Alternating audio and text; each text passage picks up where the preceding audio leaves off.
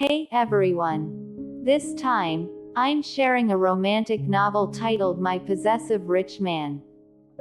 As usual, try reading the first 3 chapters. You might find it's just your style. But before we jump in, don't forget to hit subscribe, like, and share this video. Thanks.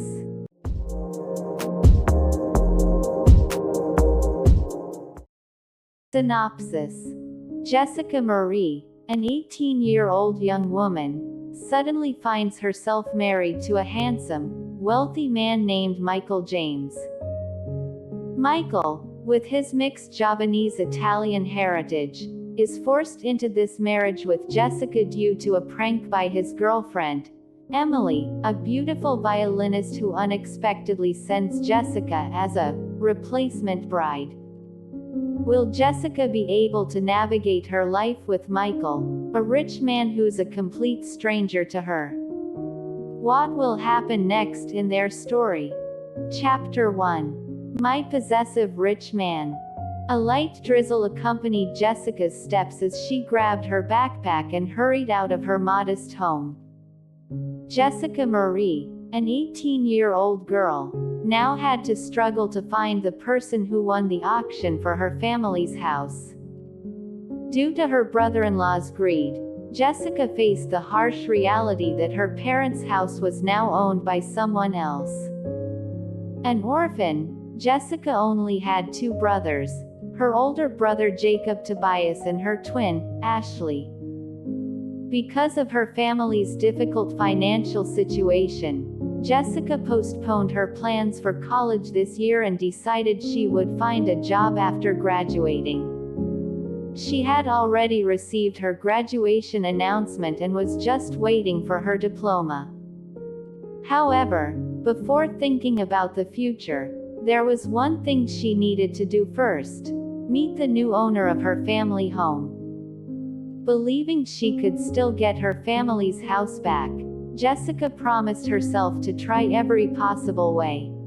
With a blue slip of paper with the address written on it, Jessica finally reached the home of a woman named Emelly, the winner of the auction.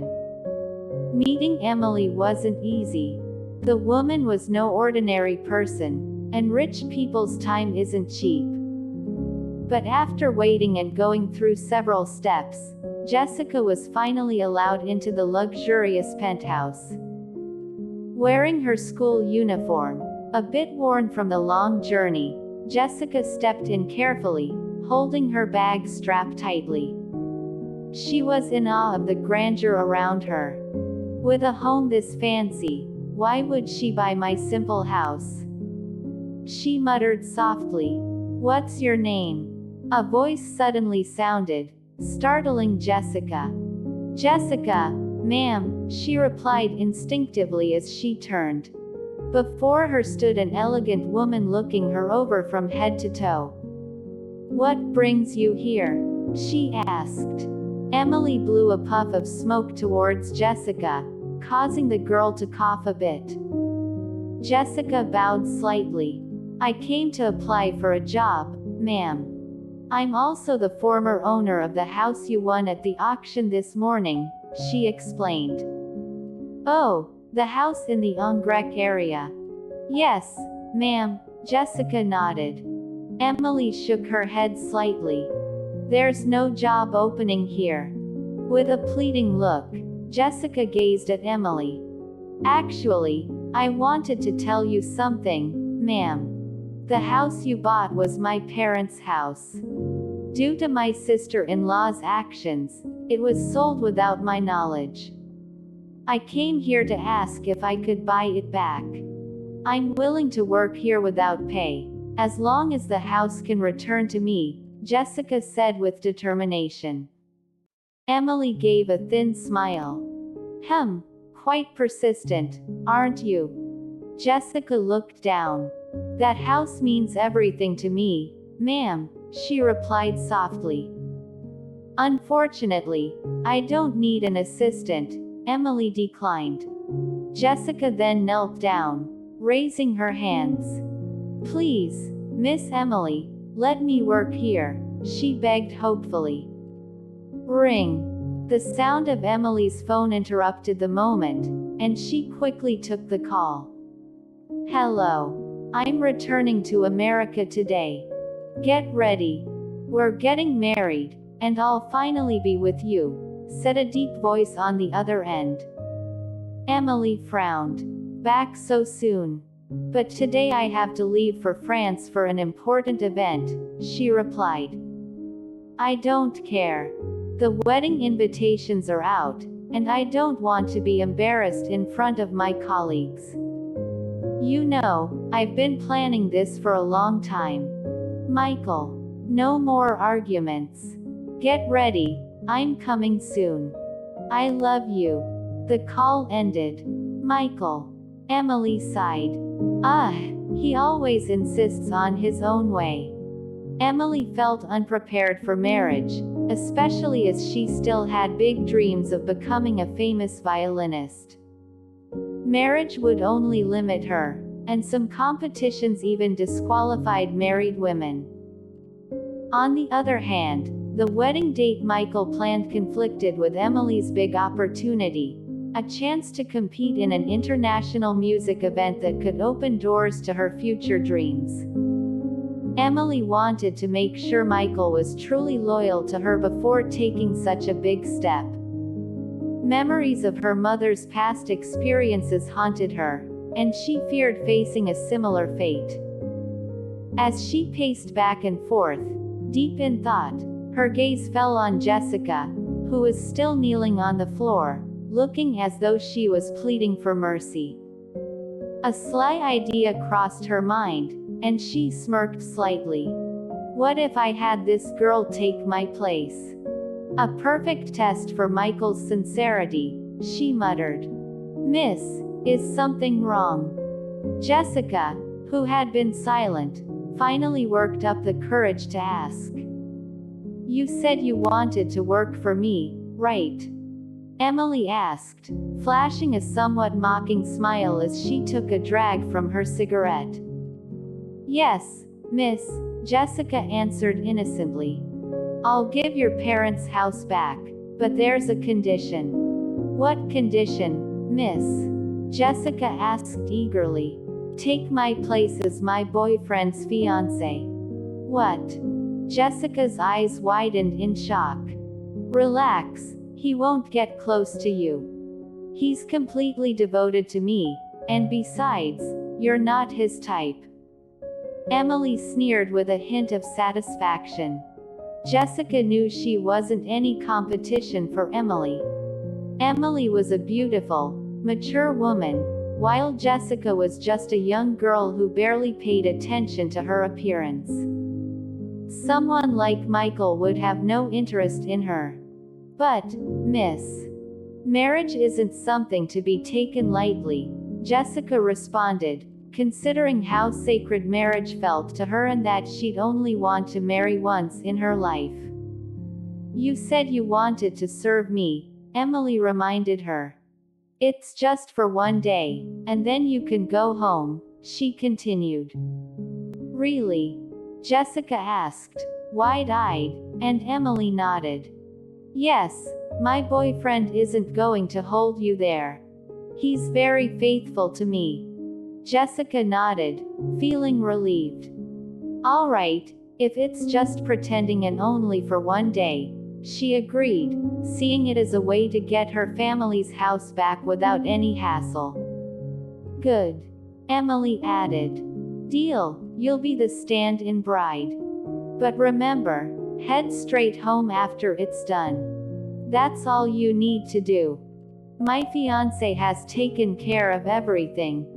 I just don't want him embarrassed in front of important guests. Jessica nodded to show she understood. All right. Now, help me carry these bags downstairs. My driver is waiting. Load them in the car trunk.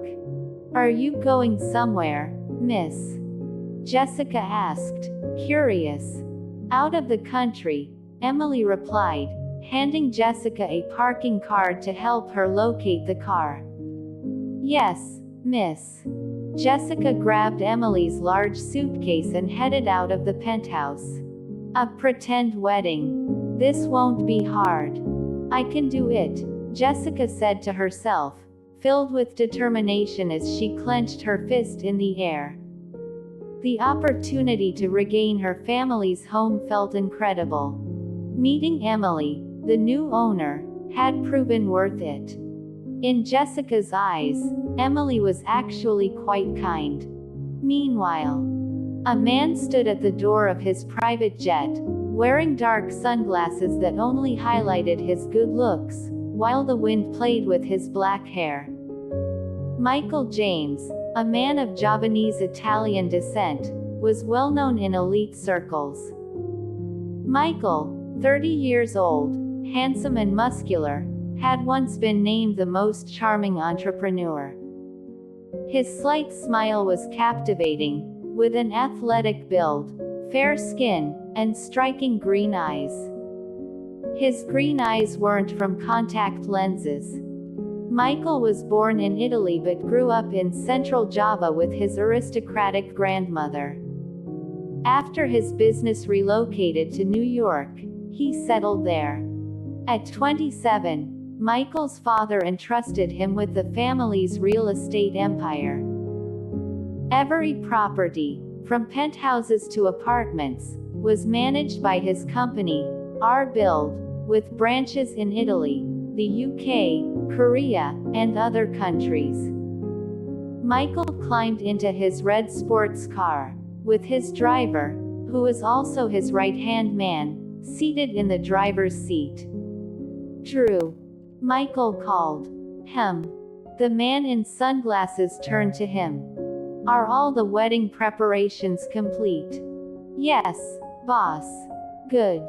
Make sure everything is neatly arranged in the master bedroom, Michael instructed.